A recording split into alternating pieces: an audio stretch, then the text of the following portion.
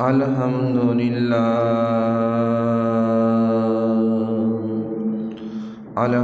لله نحمده ونستعينه ونستغفره ونؤمن به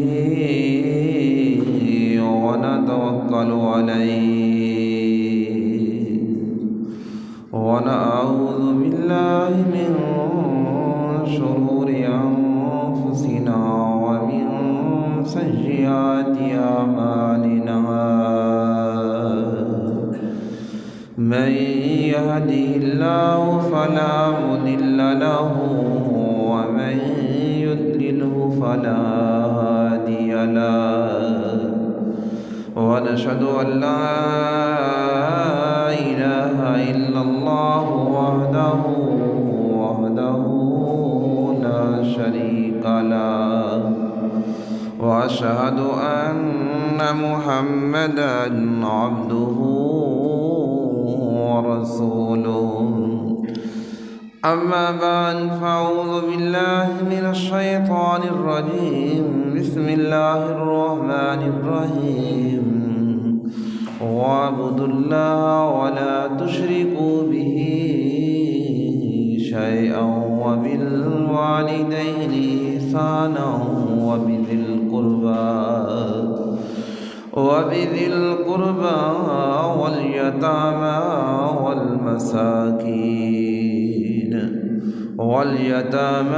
والمساكين والجار ذي القربى والجار الجنب والصاحب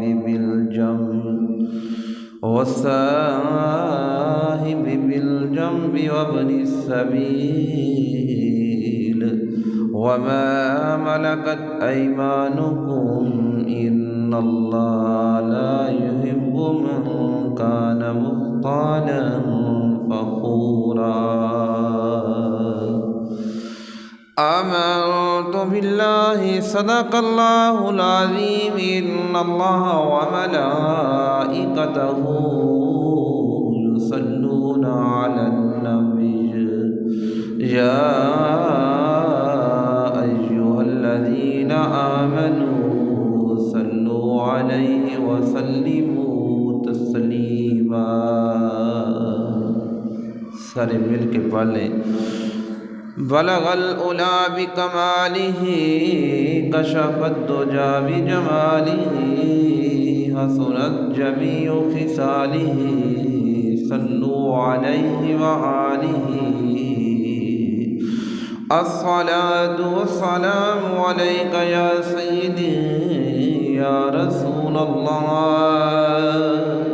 وعلی آلک وصحابک یا سیدی یا حبیب اللہ الصلاة والسلام علیک یا سیدی یا رحمة للعالمین وعلى آلك وصحابك یا سیدی یا شفیع المذنبین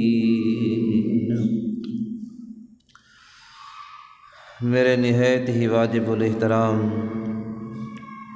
دوستو، بزرگوں، نوجوان ساتھیوں، آج جمعۃ المبارک کا دن ہے، جمادی الاول کا یہ دوسرا جمعۃ المبارک ہے۔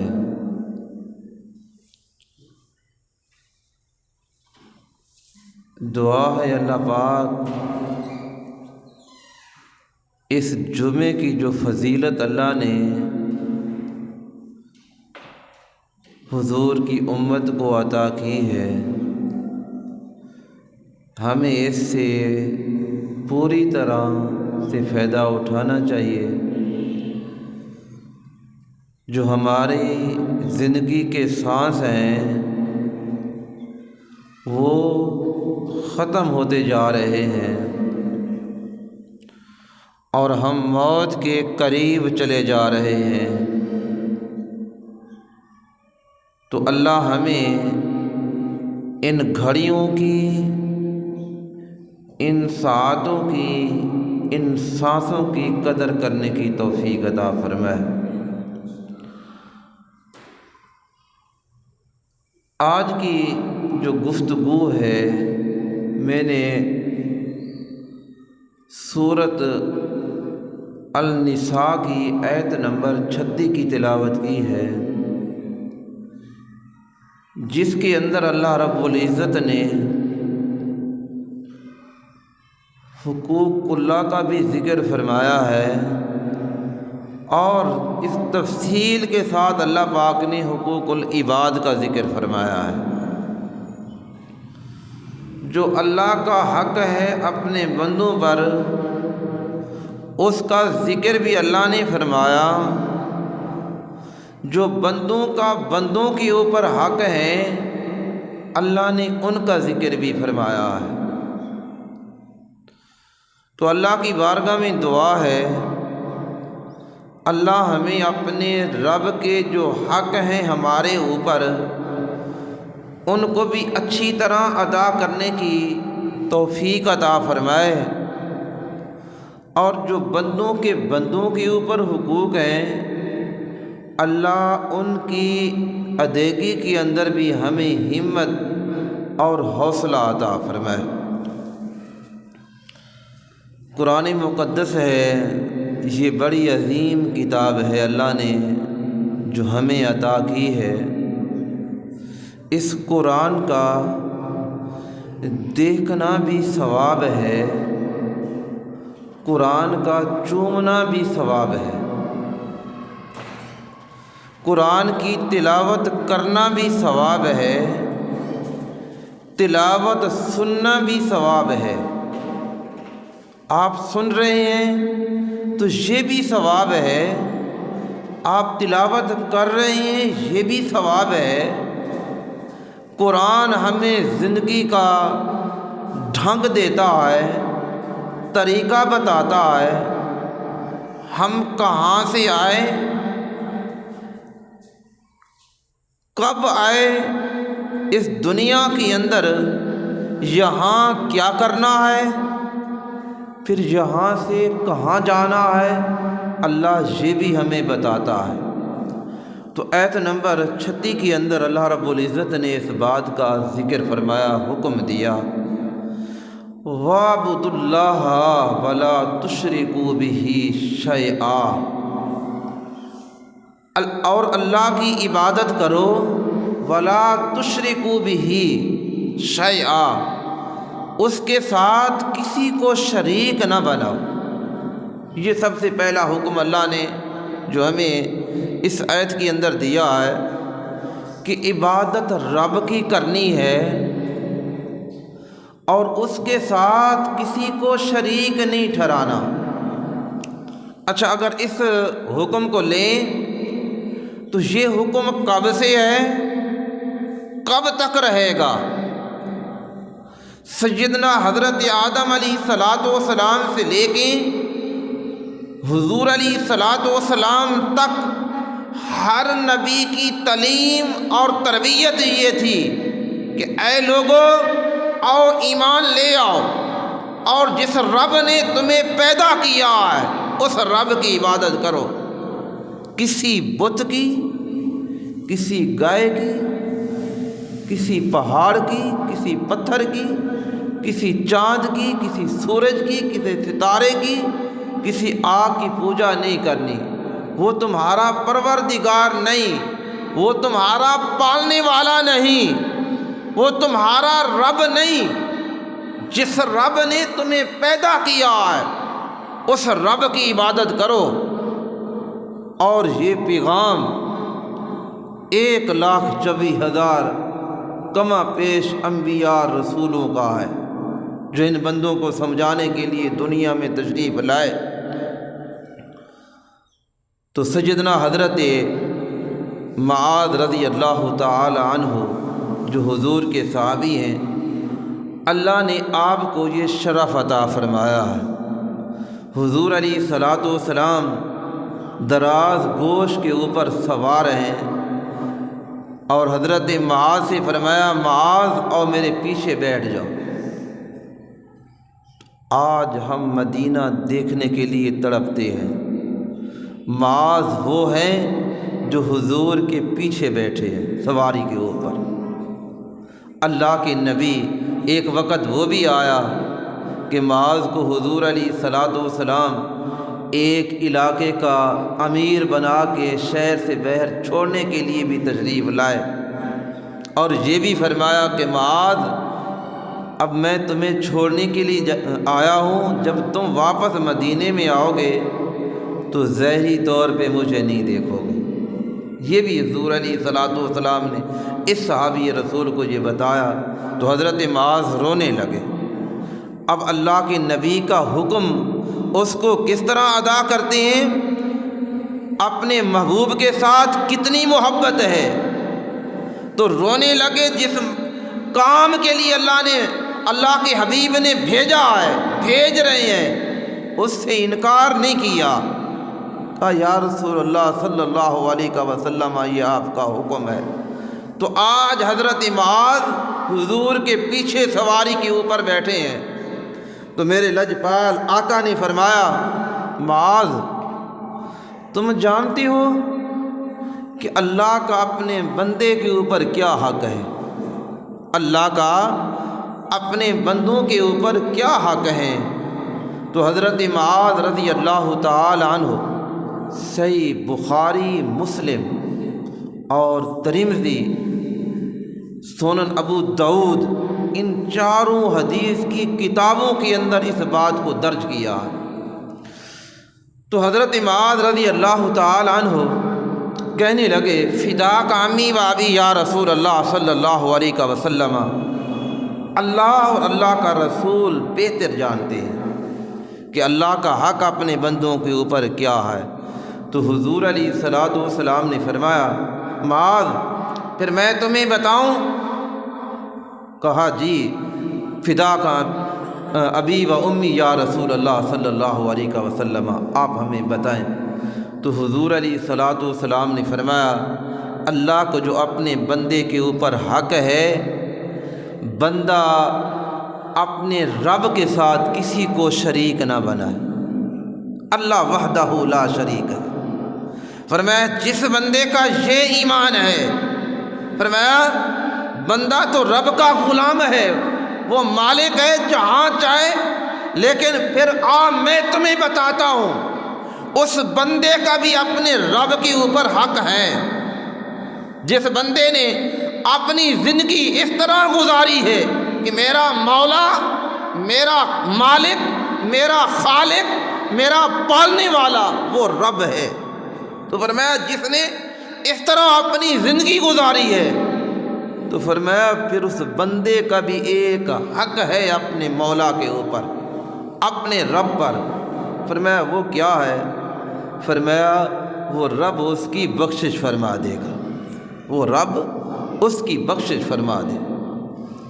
تو حضرت معاذ نے جس وقت یہ حضور کا کلام سنا، فرمان سنا، کہنے لگے یا رسول اللہ صلی اللہ علیہ وسلم میں جا کے مخلوق خدا کے اندر اس بات کو بیان کر دوں؟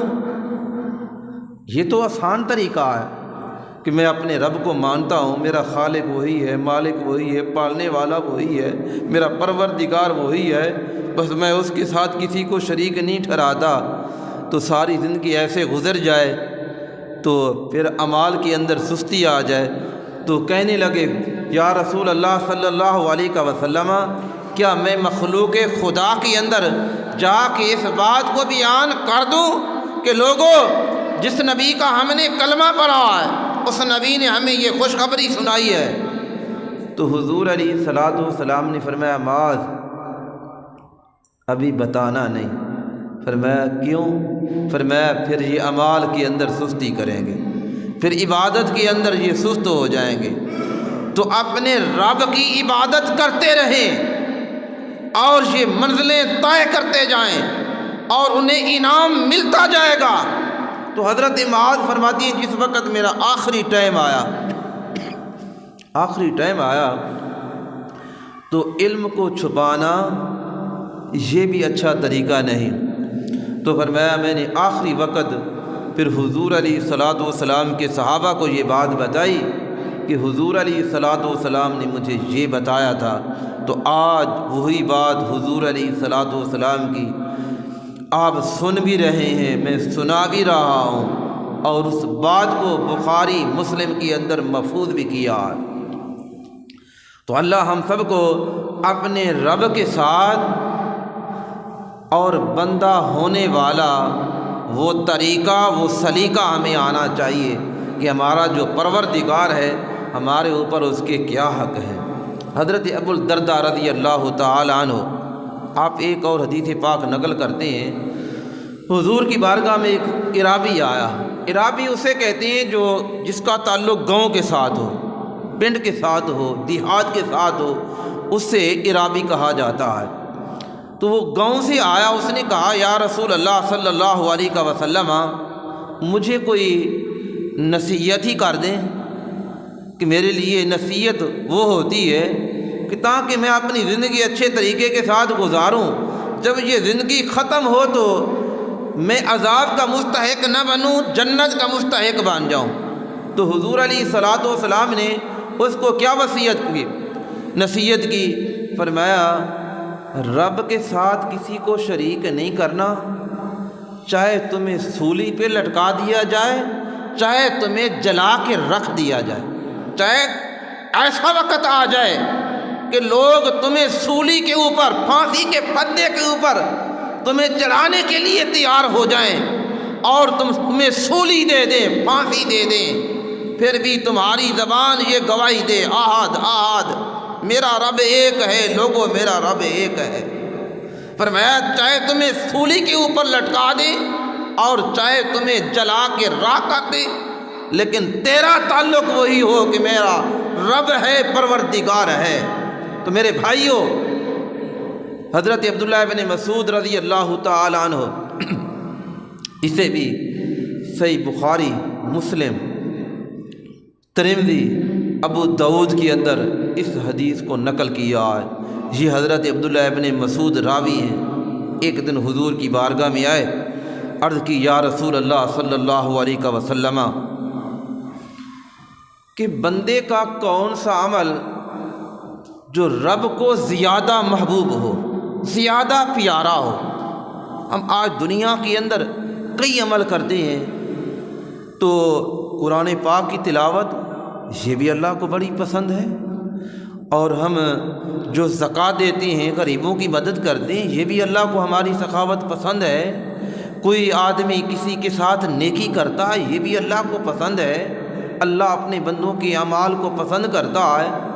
فرمایا سب سے زیادہ پسندیدہ عمل بندے کا کون سا ہے، اور جو رب کو زیادہ پسند آ جائے، بندہ یہاں زمین پہ بیٹھ کے وہ عمل ادا کر رہا ہو اور اللہ کی بارگاہ میں وہ عمل سب سے زیادہ محبوب ہو، وہ کون سا عمل ہے؟ تو حضور علیہ الصلوۃ والسلام نے فرمایا قال الصلاۃ لوقتها، قال الصلاۃ لوقتها، فرمایا جو 5 وقت کی نماز فرض ہے اس کو وقت پر ادا کرنا، بندے کا یہ عمل اللہ کی بارگاہ میں سب سے زیادہ محبوب ہے۔ بندے کا یہ عمل، یہ جو اللہ پاک نے فرمایا وَاعْبُدُوا اللَّهَ، عبادت اللہ کی کرو، وَلَا تُشْرِكُوا بِهِ شَيْئًا، اور اس کے ساتھ کسی کو شریک نہیں کرنا۔ فرمایا اپنے رب کی عبادت کرنی ہے، اس کے ساتھ کسی کو شریک نہیں کرنا۔ تو حضرت عبداللہ ابن مسعود پوچھتے ہیں کہ یا رسول اللہ صلی اللہ علیہ وسلم کہ بندے کا وہ کون سا عمل ہے جو اللہ کی بارگاہ میں سب سے زیادہ پسندیدہ ہو اور اللہ کو پیارا ہو، اللہ کو محبوب ہو؟ تو حضور علیہ الصلوۃ والسلام نے کیا جواب دیا؟ قال الصلاۃ لوقتها، فرمایا بندے کا وقت پر نماز ادا کرنا۔ اگر صبح کا ٹائم ہے، ہم نہیں دیکھتے سورج چڑھ گیا، پہلے تو وہ جو نہیں پڑھتے وہ تو پڑھتے ہی نہیں، اور جو کچھ پڑھنے کے لیے آتے ہیں وہ وقت کا خیال و دھیان بھی نہیں کرتے۔ کہ اس وقت نماز جائز ہے یا ناجائز ہے، اور اس کو بے وقت پڑھنا۔ اللہ نے کیا فرمایا؟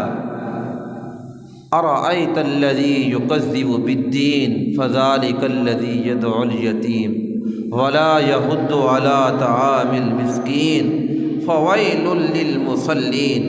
خرابی ہے ان نمازیوں کے لیے، خرابی ہے، تباہی ہے، بربادی ہے۔ مفسرین لکھتے ہیں کہ جب حضور کی بارگاہ میں یہ قرآن آیا تو صحابہ پھر سوال کرتے، کس کے لیے؟ فرمایا فویل للمصلین، فرمایا خرابی ہے ان نمازیوں کے لیے۔ یہ نہیں ذکر کیا بے نمازی کے لیے تباہی ہے، بے نمازی کے لیے بربادی ہے، فرمایا ان کے لیے بربادی ہے، ان کے لیے تباہی ہے۔ کون؟ فرمایا وہ لوگ جو نماز پڑھتی ہیں وقت پہ ادا نہیں کرتے، جو نہیں پڑھتے ان کا عذاب کتنا ہوگا، اللہ کی ناراضگی کا کتنا سبب بن رہے ہوں گے۔ تو جو پڑھتے بھی ہیں بے وقت پڑھتے ہیں، اللہ کا قرآن، یہ حدیث نہیں، اللہ کا قرآن کہہ رہا ہے، خرابی ہے، ویل ہے ان کے لیے۔ یہ ویل کیا ہے میرے بھائیوں؟ ہم نے کبھی غور نہیں کیا ویل کیا ہے۔ حضور کے صحابہ پوچھتے ہیں یا رسول اللہ صلی اللہ علیہ وسلم ویل کیا ہے؟ فرمایا جہنم کا ایک حصہ ہے۔ یہ جو ہم مکان بناتے ہیں نا، اور یہ ہمارا مین کمرہ ہے، یہ ہماری بیٹھک ہے، یہ ہمارا لون ہے، یہ ہمارا کچن ہے، یہ ہمارا باتھ ہے، ہم ونڈ کرتے ہیں۔ مکان ایک ہے، جگہ ایک ہے، کمروں کی ونڈ ہو گئی۔ یہاں میرا باپ رہتا ہے، یہاں میری ماں رہتی ہے، یہاں میرے بچے رہتے ہیں، یہاں یہ میرا گھر ہے۔ میرے بھائیوں وہ جہنم ساری کی ساری جہنم ہے، اور اس کے اندر ایک حصہ ہے ویل کا۔ تو اس کی تباہی، اس کا سیک، اس کی آگ کتنی تیز ہے۔ حضور علیہ الصلوۃ والسلام نے فرمایا جو جہنم کا دوسرا حصہ ہے وہ اس حصے سے پناہ مانگتا ہے۔ اس کے اندر کن کو ڈالا جائے گا؟ جو وقت کے بغیر نماز کو ادا کرتے ہیں، وقت پہ ادا نہیں کرتے۔ میرے بھائیوں نماز عین ہے، فرض ہے نماز کو ادا کرنا ہے۔ اور پھر فرمایا میں کل درس کے اندر یا پرسوں درس کے اندر صبح کے ٹائم میں نے وہاں نماز کا ذکر آیا تو میں نے ایک بات آپ کو بتائی تھی کہ سیدنا موسیٰ کلیم اللہ علیہ الصلوۃ والسلام ایک بستی سے گزرتے ہیں تو اس بستی کے اندر اللہ کی بڑی رحمتیں ہیں۔ وہاں ہرے بھرے گھاس ہیں، کھیت ہیں، اور اگے ہوئے درخت ہیں، پانی نہریں رواں دواں چل رہی ہیں۔ تو حضرت موسیٰ علیہ الصلوۃ والسلام دیکھ کے بڑے خوش ہوئے، ان لوگوں کے اوپر اللہ کا کرم ہے، اللہ راضی ہے ان کے اوپر۔ فرمایا چند سالوں کے بعد پھر سیدنا حضرت موسیٰ علیہ الصلوۃ والسلام کا وہاں اسی بستی سے گزر ہوا، وہاں سے گزرے، کیا دیکھتے ہیں؟ نہریں خشک ہو گئی، کھیت سوکھ گئے، اور درخت جو ہرے تھے وہ سوکھ گئے، اور وہاں وہ رونقیں نظر نہیں آتی، وہاں وہ برکتیں نظر نہیں آتی۔ ان بستیوں والوں کے پاس گئے، او یارو کیا ہوا؟ یہاں چند سال میں پہلے آیا تھا، تو وہاں چند سال پہلے آنے سے تمہارے کھیت بھی آباد تھے، تمہاری نہریں بھی آباد تھیں، تمہارے درخت بھی ہرے بھرے تھے، اور تمہارے اندر بڑی محبت پیار تھا۔ آج ہر شخص ایک دوسرے سے دور ہے، اور یہاں کے وہ ہریالی کھیت نظر نہیں آتے، یہاں سے وہ نہریں رواں دواں چلتی ہوئی نظر نہیں آتی۔ تو یہ کیا سبب ہو گیا؟ یہ کیسی تباہی آ گئی؟ میرے بھائیوں، نوجوانوں، بزرگوں، ان بستی والوں نے کیا جواب دیا؟ موسیٰ کلیم اللہ، اللہ کے پیغمبر، واقعی ہم خوشحال تھے، ہمارے اندر محبت بھی تھی، ہمارے اندر ایک دوسرے کا دکھ سکھ کا طریقہ بھی تھا، احساس بھی تھا، اور ہمارے کھیت بھی آباد تھے، ہمارے پاس پھل بھی وافر مقدار کے اندر تھے، اور نہری نظام بھی چل رہا تھا۔ ایک شخص آیا، بے نمازی آیا، ایک شخص آیا، وہ مسافر تھا، سفر کر رہا تھا، وہ مسافر اسی بستی سے گزرتا ہے، فرمایا اسے پیاس لگی، اس نے اس نہر سے پانی کے چند قطرے لیے منہ میں ڈالے، فرمایا جب اس نے کلی کی، ذرا غور سے سنو، بے نمازی کی کتنی وبا ہے اور کتنی نحوست ہے، فرمایا اس نے کلی کی، فرمایا وہ نہر بھی خشک ہو گئی، کھیت بھی تباہ ہو گئے، ہمارے اندر جو محبت تھی وہ محبت بھی ختم ہو گئی، اور اسی کی نحوست سے آج یہ آپ اپنی آنکھوں سے دیکھ رہے ہیں۔ تو میرے بھائیوں، نوجوانوں، بزرگوں، دوستوں، اگر ایک بے نمازی ایک بستی سے گزر جائے اور وہاں سے نہر کا پانی پی کر اور ایک کلی کر دے، اور اس کی نحوست کا عالم یہ ہو کہ وہاں کے کھیت بھی تباہ ہو جائیں، وہاں کے درخت بھی سوکھ جائیں، وہاں کی نہریں ختم ہو جائیں، تو پھر جن گھروں کے اندر بے نمازی ہم پڑے ہیں اور کبھی نماز کا خیال ہی نہیں آتا، تو پھر اس کی وبا، اس کی نحوست کیا ہمارے آس پاس نہیں آئے گی؟ ہم پریشان نہیں ہوں گے؟ تو میرے بھائیوں، نوجوانوں، بزرگوں، حضور نے فرمایا ہے کہ اپنی اولاد کو نماز کا پابند بناؤ، اسے نماز سکھاؤ، نماز کا پڑھنے کا طریقہ بتاؤ، 7 سال کا بچہ ہو اسے نماز کا عادی بناؤ، جس وقت اس کی عمر 10 سال کو ہو جائے، فرمایا اگر وہ نہیں پڑھتا تو پھر اس کے اوپر سختی کرو، فرمایا یہ تمہاری سختی اسے نمازی بنا دے گی۔ میں ایک سوال کرتا ہوں آپ دوستوں سے، کیا 10 سال کا بچہ جوان ہے؟ شریعت کے قوانین کب انسان کے اوپر فرض ہوتی ہیں؟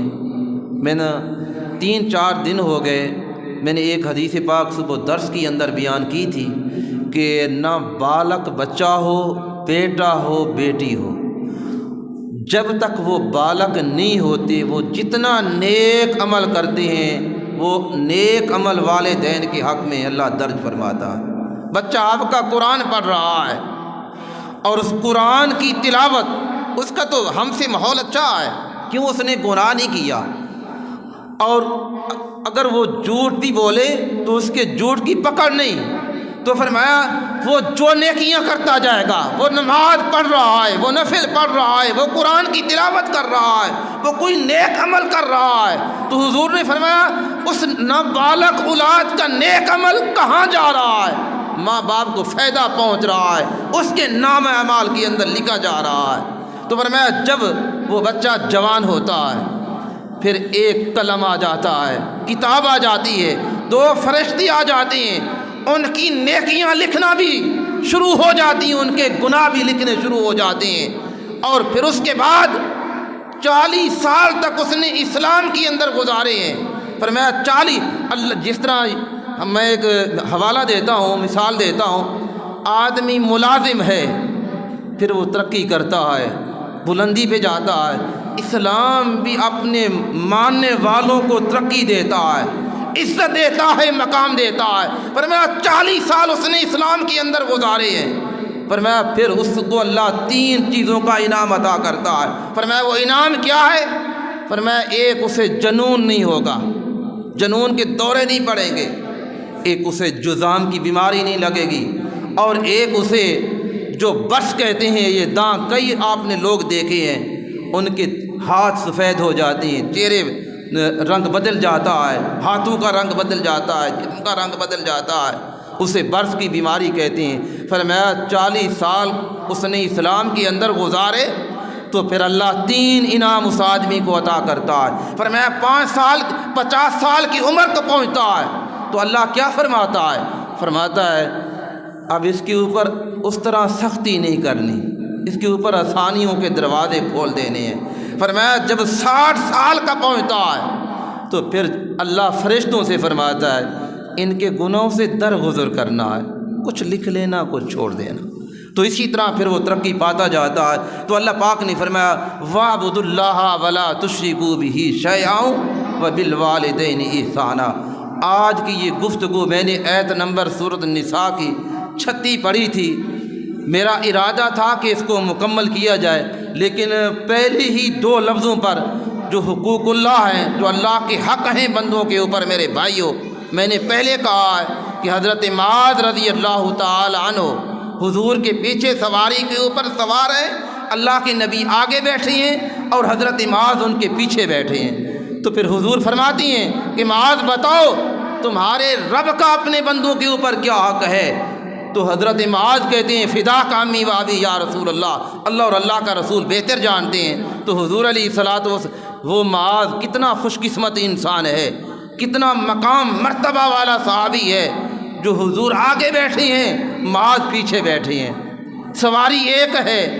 تو حضرت معاذ پھر حضور علیہ الصلوۃ والسلام نے فرمایا معاذ اللہ کا حق یہ ہے کہ تم اللہ کو اس طرح جانو اور مانو، اس کے ساتھ کسی کو شریک نہیں کرنا۔ تو 1,24,000 انبیاء اور رسول جو اس دنیا میں تشریف لائے، ان کا تبلیغ کا آنے کا مقصد بھی یہ ہے، لا الہ الا اللہ، لا الہ آدم صفی اللہ، لا الہ ابراہیم خلیل اللہ، لا الہ موسیٰ کلیم اللہ، لا الہ ابراہیم خلیل اللہ۔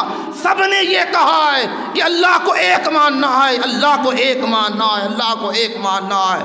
اور حضرت ابو الدرداء فرماتے ہیں کہ حضور کی بارگاہ میں ایک عرابی آتا ہے، یا رسول اللہ کوئی نصیحت ہمیں کر دیں۔ تو حضور علیہ الصلوۃ والسلام نے فرمایا نصیحت اسے کہا جاتا ہے کہ اس کی زندگی اس نصیحت کے مطابق گزر جائے، اور جس وقت رب کی بارگاہ میں پہنچے تو اسے انعام ملنا شروع ہو جائیں۔ تو وہ عرابی آ کے سوال کرتا ہے، تو حضور علیہ الصلوۃ والسلام نے فرمایا اے اللہ کے بندے، اپنے رب کو ایسے ماننا ہے، اس سے وحدہ لا شریک ماننا ہے، اور چاہے تمہیں جلا کے راکھ کیا جائے اور چاہے تمہیں سولی کے اوپر لٹکا دیا جائے، اپنے رب کے ایک ہونے کا انکار نہیں کرنا۔ تو میرے بھائیوں، آج یہاں تک یہ جتنی کوشش تھی اللہ نے توفیق دی، میں نے اتنا ہی اس آیت کی تشریح اور گفتگو کی ہے۔ وَاعْبُدُوا اللَّهَ وَلَا تُشْرِكُوا بِهِ شَيْئًا بالوالدین کی طرف میں نہیں آیا، بس جہاں تک آیا شیئا۔ اگر زندگی رہی تو اس کو اگلے جمعے والدین، پڑوسیوں کے اور رشتہ داروں کے حقوق اللہ بڑی تفصیل کے ساتھ بیان کر رہا ہے۔ تو دعا ہے اللہ رب العزت ہم سب کو حضور علیہ الصلوۃ والسلام کے بتائے ہوئے احکام کے مطابق عمل کی توفیق عطا فرمائے، نماز 5 گانا ادا کرنے کی توفیق عطا فرمائے۔ آمین۔ وآخر دعوانا ان الحمد للہ رب العالمین۔